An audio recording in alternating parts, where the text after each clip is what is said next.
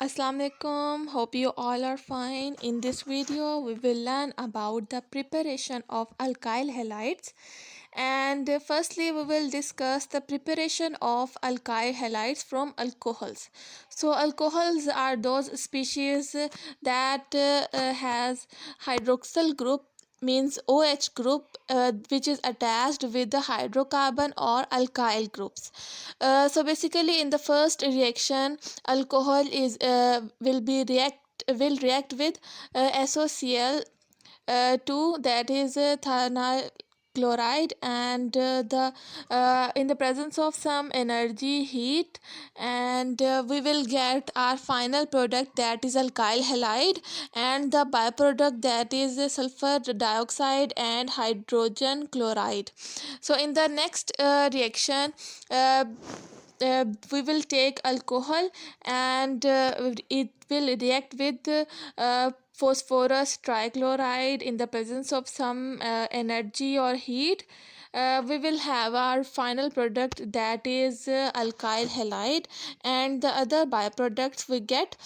And the other reaction is also same. We have the final product, that is alkyl halide. So in all these reactions, we have to prepare alkyl halide, so their product are same as we required alkyl halide. So when we have to prepare alkyl halide from alcohol, these are some reactions that we use, or we use to produce alkyl halides.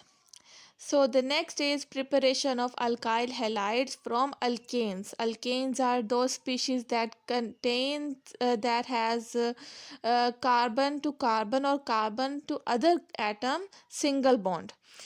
So basically we will take methane, that is CH4, and we have to react it with the chlorine molecule. In the presence of UV light, we will have our final product, that is alkyl halide, and its name is methyl chloride, and byproduct HCl.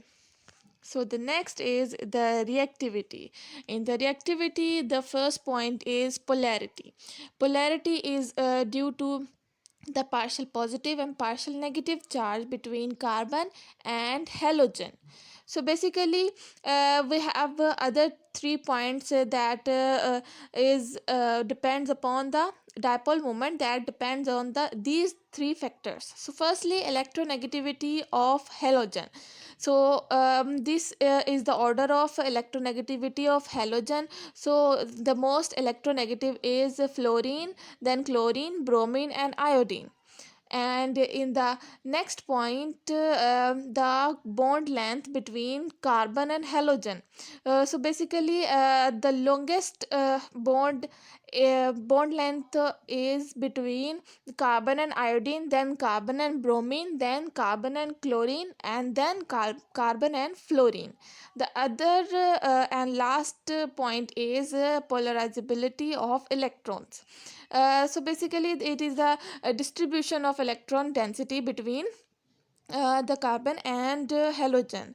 So firstly the iodine is a more polarizable than bromine. Then bromine is the second, and third is chlorine, and the last one is fluorine. So this is the polarity of the alkyl halide. So next is the other point of reactivity is bond strength. Bond strength means the carbon and halogen bond, that is stronger or is weaker, because it depends upon the bond length between the carbon and the halogen. So we will have an order, that is because of their bond length. So this is the order depends upon the bond length. So firstly the shorter the bond length, the stronger is the bond.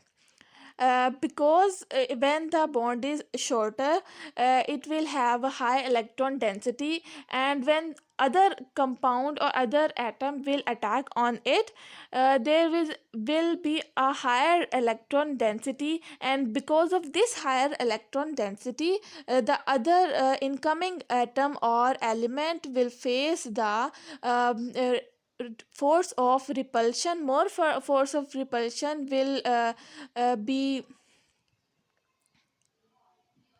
the cause of uh, the cause of that there will be no reaction because of the shorter bond length, and the bond strength will be higher.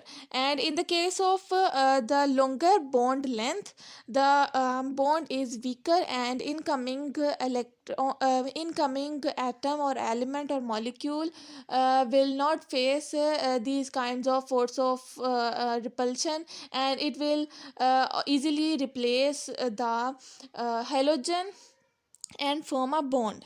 So basically it there is a the last one is the question, that is which carbon and halogen bond is easier to break, the carbon and chlorine or carbon and bromine. So as you know that I I explained before, the bond length is the cause of its strength.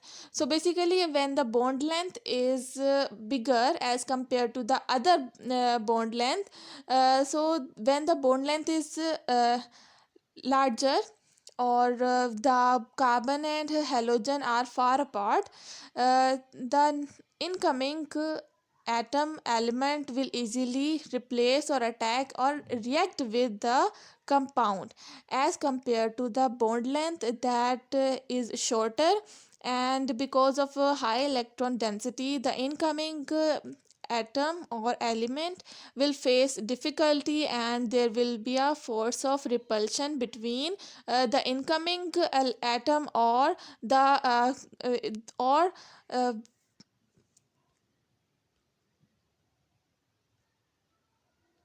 or the reacting compounds.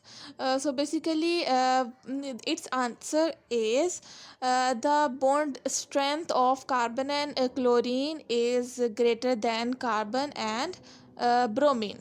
Okay, the carbon and bromine will react easily as compared to carbon and chlorine. And this is the topic. And thank you so much. Take care. Allah Hafiz.